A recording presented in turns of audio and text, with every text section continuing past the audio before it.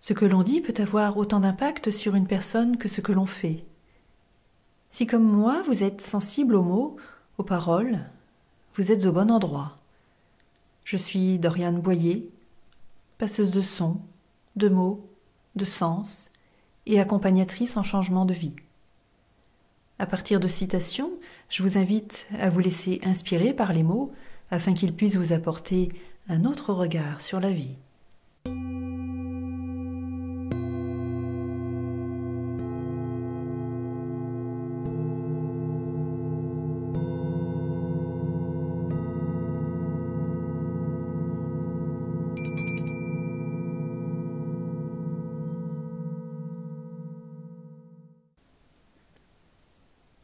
J'ai appris depuis longtemps que pour soigner mes blessures, je devais avoir le courage de les regarder en face. C'est grâce à cette citation de Paolo Coelho, un auteur bien connu dans le milieu du développement personnel, que je vous livre aujourd'hui quelques réflexions sur les blessures. Mais de quelles blessures parle-t-il, Paolo Coelho? Parle-t-il des blessures physiques, celles qui sont couvertes de sang, quand les chairs sont meurtries et qu'il y a une inflammation? La plupart d'entre nous détournons le regard de ces blessures physiques, parce que tout le monde n'est pas fait pour être soignant, médecin, infirmier. Non, je pense que Paolo Coelho parle des blessures émotionnelles, celles qui entraînent de la colère, de la rancœur, de la tristesse, de la honte, de la haine. Toutes ces sensations désagréables et qu'on apprécie mais vraiment pas. À mon avis, toute blessure émotionnelle entraîne, si elle n'est pas soignée, une blessure physique, une maladie. Je suis vraiment convaincue que les deux sont intimement liés. La blessure physique renvoie à une blessure émotionnelle, la plupart du temps inconsciente. La blessure physique n'est pour moi que l'expression d'une émotion, la concrétisation dans la matière, dans notre corps physique, de quelque chose d'abstrait en nous, une émotion. Alors dans sa citation, Paolo Coelho, il parle de regarder en face ses blessures. Alors pour comprendre cette notion de regarder en face ses blessures, eh bien, j'ai envie de vous poser une question. Quand vous rencontrez quelqu'un pour la première fois, quand on vous présente une personne, que faites-vous? Comment réagissez-vous? Est-ce que vous allez à sa rencontre et vous lui serrez la main en la regardant dans les yeux? Ou bien vous allez à sa rencontre, vous lui serrez la main en détournant le regard? J'imagine que la plupart d'entre vous regardez les gens dans les yeux. Eh bien, je pense que Paolo Coelho a certainement voulu dire la même chose dans sa citation quand il parle de regarder ses blessures en face.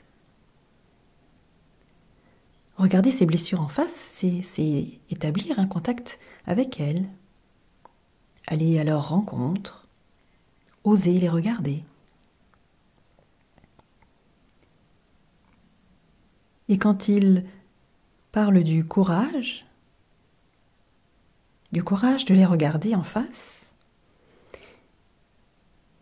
eh bien moi je dis que ce courage, c'est la première étape pour pouvoir guérir ses blessures.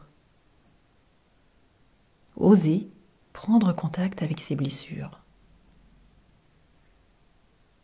Pour moi, cette première étape, elle est primordiale. C'est vraiment arrêter de faire comme si la blessure n'existait pas. Arrêter de la mettre sous le tapis pour ne pas la voir, pour ne pas souffrir. Parce qu'en fait, à chaque fois qu'on va se prendre le pied dans le tapis, la blessure, elle va réapparaître.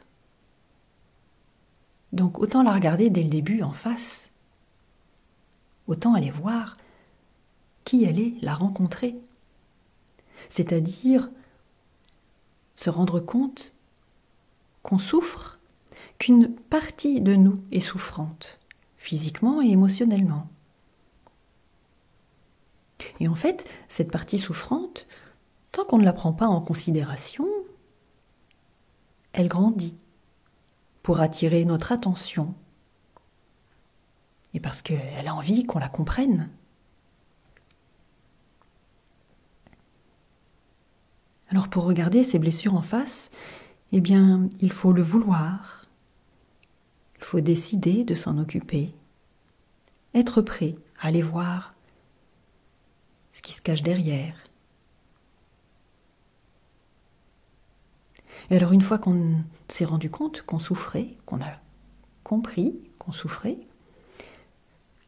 la deuxième étape pour moi, pour guérir ces blessures, c'est de les accepter. Et c'est certainement l'étape la plus difficile. Accepter que nos blessures émotionnelles sont à l'origine de notre mal-être, qu'elles font partie de nous. Souvent, on les rejette parce qu'elles sont désagréables. On se dit « Oh là là, ça m'énerve, voilà, ça me met en colère, mais ça m'énerve d'être comme ça, c'est tout le temps la même chose, ça m'énerve. J'y peux rien, c'est ma nature. » Et souvent, on cherche un coupable. Quelqu'un qui provoque ces blessures émotionnelles. Ouais, mais moi là, si je suis en colère, c'est elle aussi là, avec ce qu'elle me dit.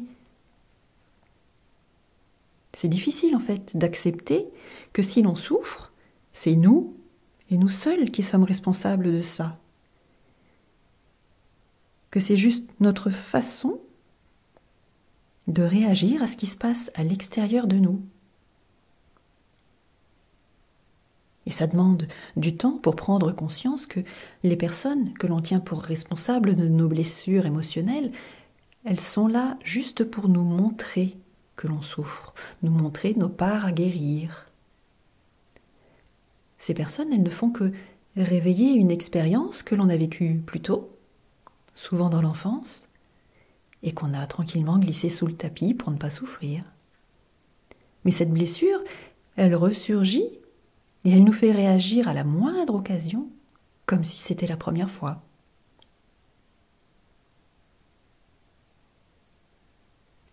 Alors pour les accepter, ces blessures, eh bien, il faut oser aller voir derrière, aller voir ce qui les provoque, remonter à leur origine.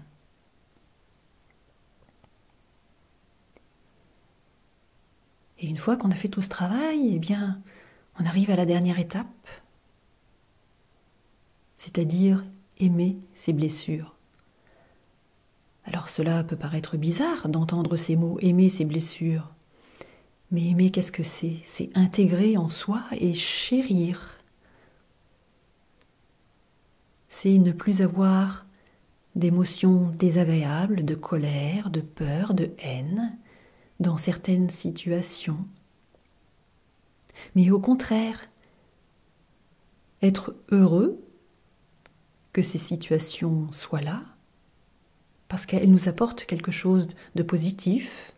Elles sont là pour faire ressortir le meilleur de nous-mêmes, pour nous faire avancer, évoluer, pour que l'on puisse guérir et être mieux.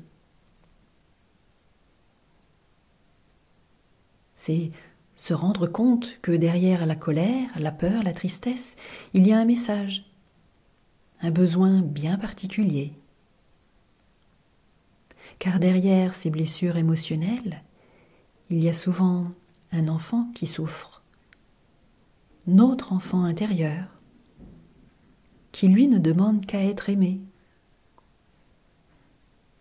Un enfant, pour bien grandir, il a besoin d'eau, de nourriture et surtout d'amour.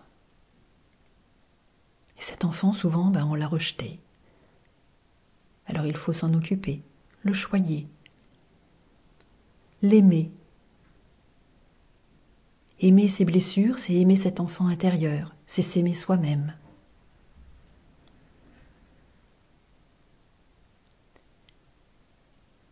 Voilà les quelques réflexions que je souhaitais vous apporter aujourd'hui sur les blessures. Je vous retrouve très prochainement avec une nouvelle citation.